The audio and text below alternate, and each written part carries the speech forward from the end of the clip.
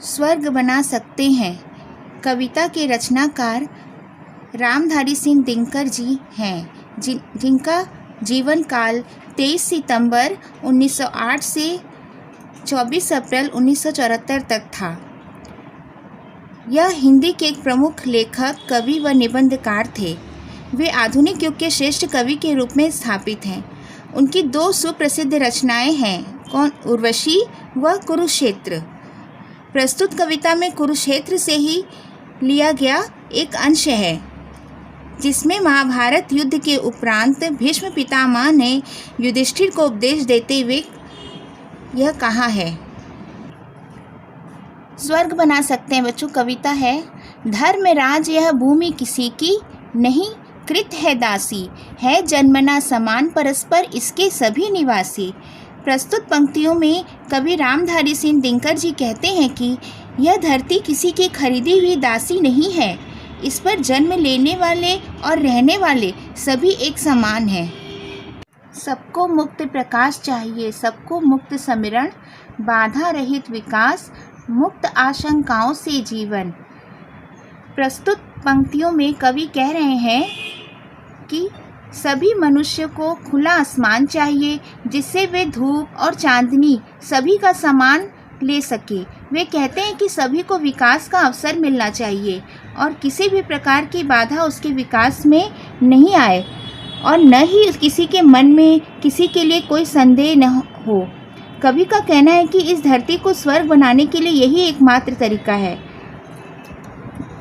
दिमाग में यह बात बसा ले कि धरती, आसमान, हवा सबके लिए एक समान है और उन पर सबका समान अधिकार है। लेकिन विघ्न अनेक अभी इस पथ पर अड़े हुए हैं, मानवता की राह रोककर पर्वत अड़े हुए हैं। अर्थात बच्चों, इस धरती को स्वर्ग बनाने के लिए अनेक बाधाएं खड़ी हैं। विभिन्न वर्गों में बटे हुए समाज में बराबरी को लाना कठिन है। कवि कह रहे हैं कि मानवता की राह रोककर अनगिनत मुसीबतें हमारे सामने खड़ी हैं। धर्म, जाति, वर्ग तथा वर्ण भेद जैसी अनेकों मुसीबत इंसान का मार्ग रोक रही हैं। कवि कह रहे हैं कि मानव के बाधा रहित आशंकाओं से मुक्त जीवन पथ पर अनेक विघ्न हमारे सामने अड़े हुए हैं, जो पत्थर के समान है। न्यायोचित सुख सुलभ नहीं, जब तक मानव को चैन कहाँ धरती पर, तब तक शांति कहाँ इस भव को। अर्थात बच्चों, जब तक मनुष्य को न्याय रूपी सुख नहीं मिलेगा, अर्थात उसके साथ जब तक सही न्याय नहीं होगा, तब तक सभी को न्यायपूर्ण सुख प्राप्त नहीं हो सकता है, तब तक उसे चैन नहीं आएगा। अतः कवि ऐसा संसार बनाना चाहता है जहाँ सभी को न्यायोचित सुख के साथ चैन और शांति मिले।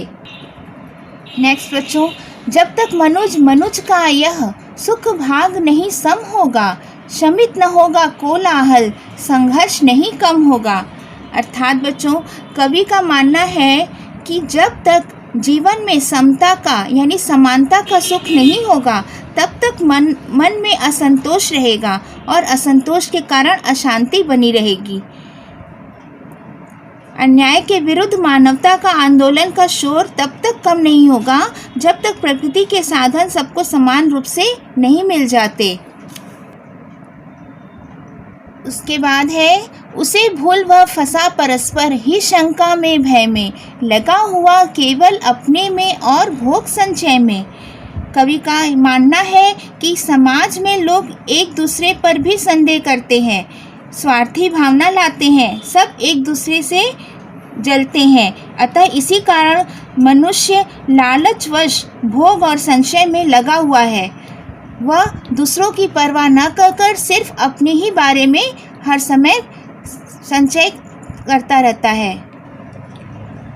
प्रभु के दिए हुए सुख इतने हैं विकीर्ण धरती पर, भोग सके जो उन्हें जगत में, कहाँ अभी इतने नर।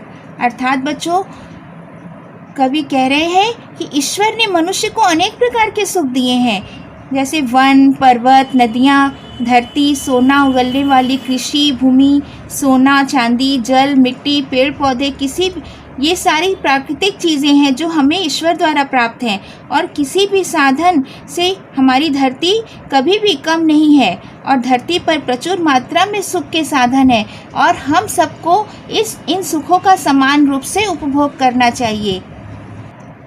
सब हो सकते तुष्ट एक सा, सब सुख पा सकते हैं, चाहे तो पल में धरती को स्वर्ग बना सकते हैं।